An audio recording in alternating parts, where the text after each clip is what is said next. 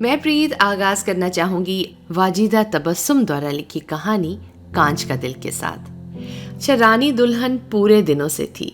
20 सास का कलेजा हाथ भर का हो गया था।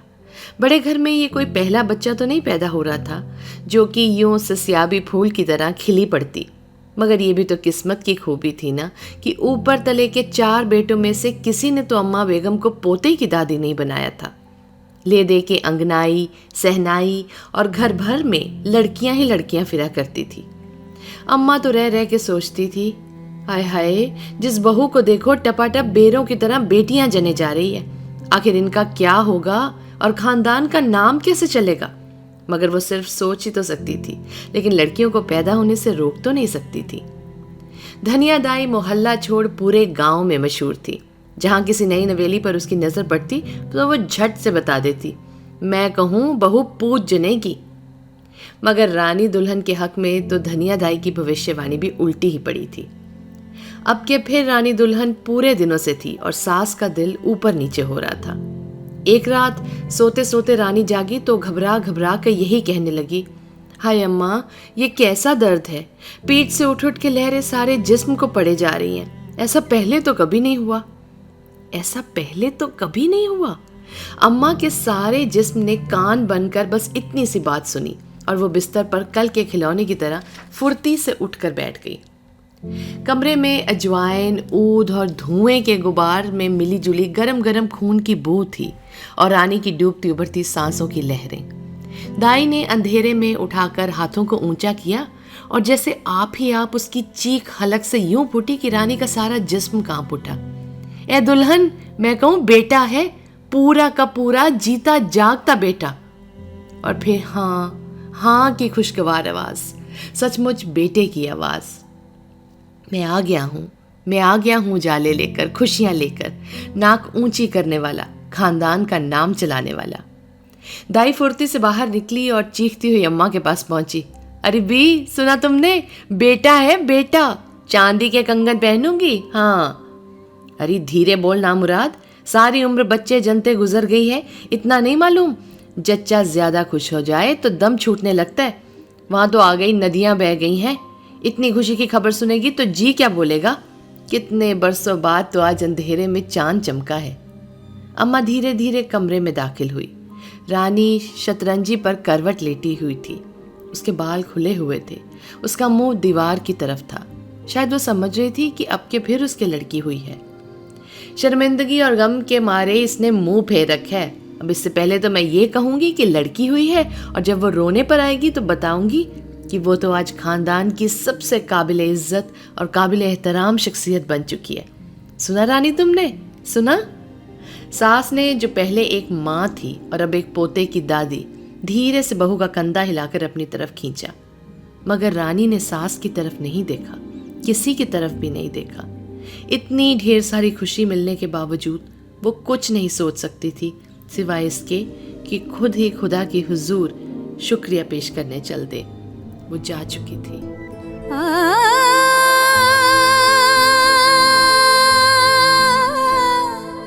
अच्छा, रात की स्याही सुबह में बदली। सुबह की रोशनी फिर तारीकी में रूपोश हुई, मगर अम्मा अपनी जगह से न हिली। आंखें फटी हुई, सांस रुकी हुई, वो सारों की बातें सुन रही थी, सब कुछ देख रही थी, मगर यूं कि किसी बात की खबर ना हो। एक एक ने आकर हिलाया, पुकारा, पछतावे दिलाए, मगर ना उनकी आंख से आंसू निकला, ना टकटकी टूटी।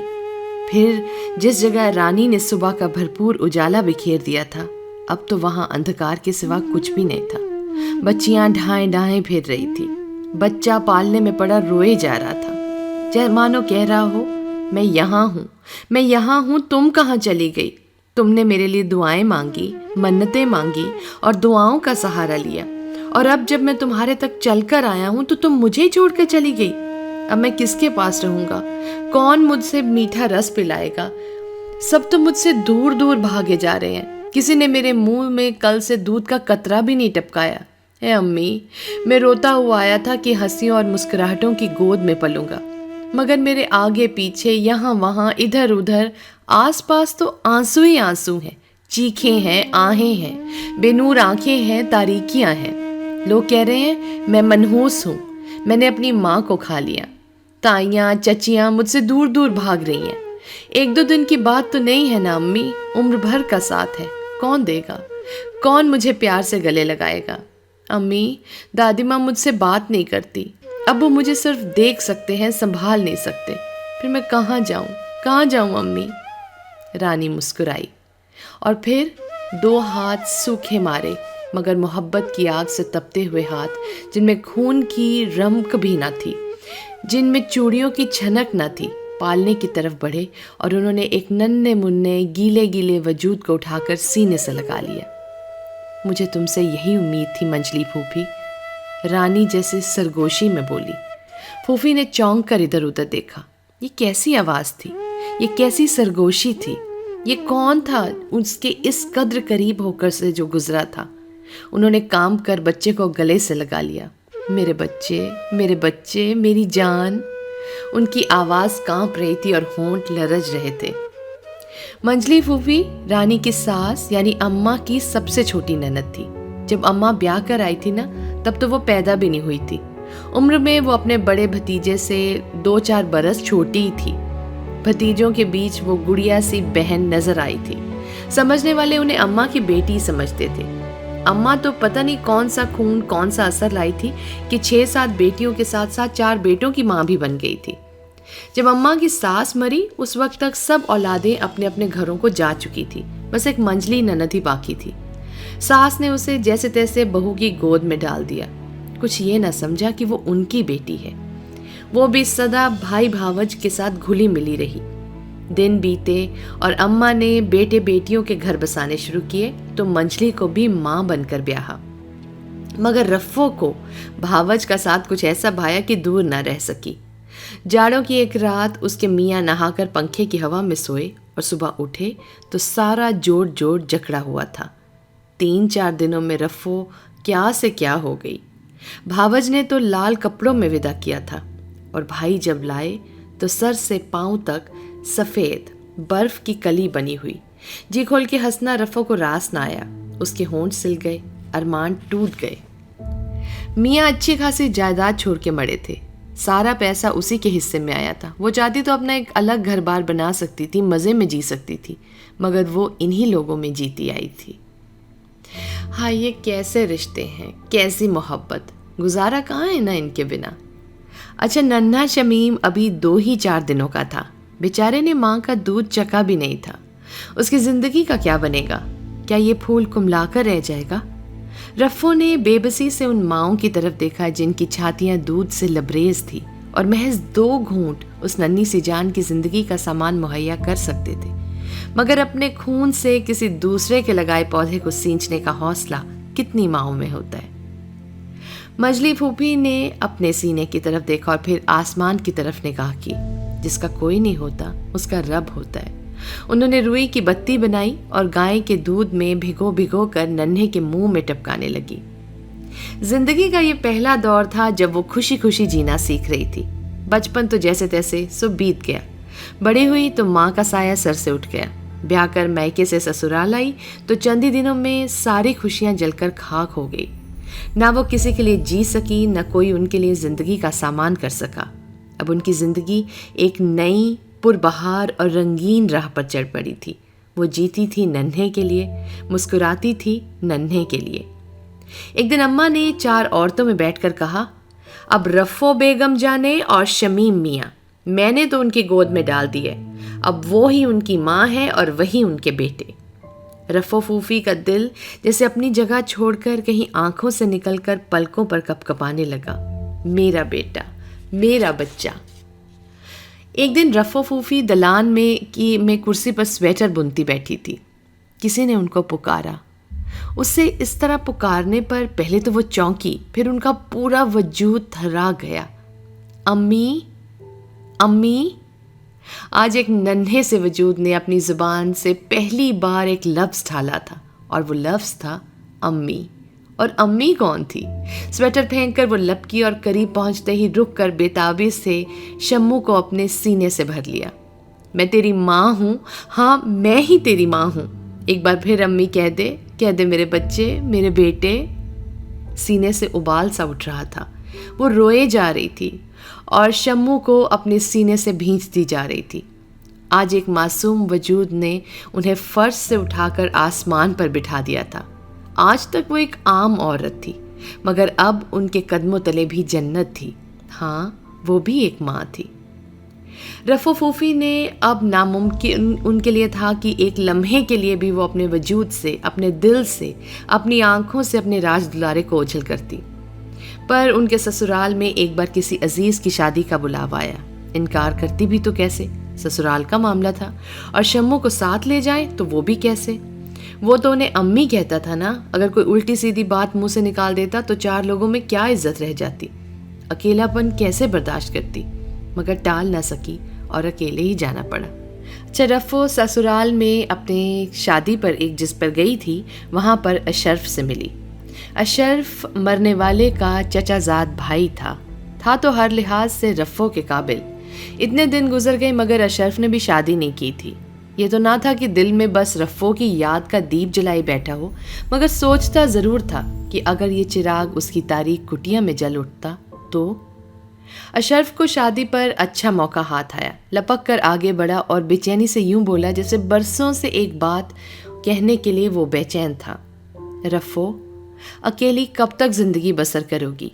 ये सफ़र तो बहुत ही लंबा है और तुम्हारे साथ तो कोई दूसरा साथी भी नहीं है। रफ़ो एक लम्हे को सर से पांव तक थरथरा उठी। बेवगी के इतने सारे भयानक साल, रोते गाते, आंसू बहाते, सिसकते हुए लंबे और उकता देने वाले साल उसकी आंखों के आगे से एक लम्हे में गुजर गए। सहारा कबूल कर लूं? साथी बिना जिंदगी कटती भी तो नहीं। ये लम्हे की बात थी। इधर रोते सिसकते इतने सारे साल और महरूमियाँ थी, जवान जिंदगी और बेख्वाब रातों की जानलेवा सितम थे, और उधर एक नन्ना मुन्ना चांद था, हंसता मुस्कुराता, अम्मी अम्मी कहता। वो चौंकी, फिर बड़े ढंग से धीमे सुरों में बोली, आप गलत समझ रहे हैं अशरफ भाई, मुझे ज़िंदगी से अब कोई गिला नहीं। मैंने तो रानी के बच्चे को गोद ले लिया है। एक फूल के लिए रफ़ो फूफी सारे भरे पूरे बाग को, लहलहाते बाग को, हंसते मुस्कुराते बाग को ठुकरा आई।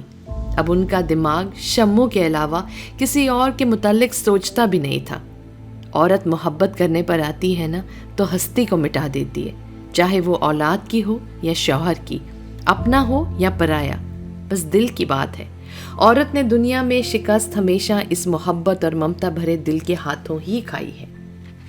वक्त बीतता गया और अभी अभी शमीम कॉलेज से साइकिल पर वापस लौटा था और बड़े प्यार से अम्मी से कह रहा था, अम्मी आप नहीं समझती, आपकी वजह से मुझे कितनी फिक्र लगी रहती है। भला ये भी कोई बात है कि मैं इतना बड़ा हो गया हूँ और खुद कोई काम ही नहीं कर सकता?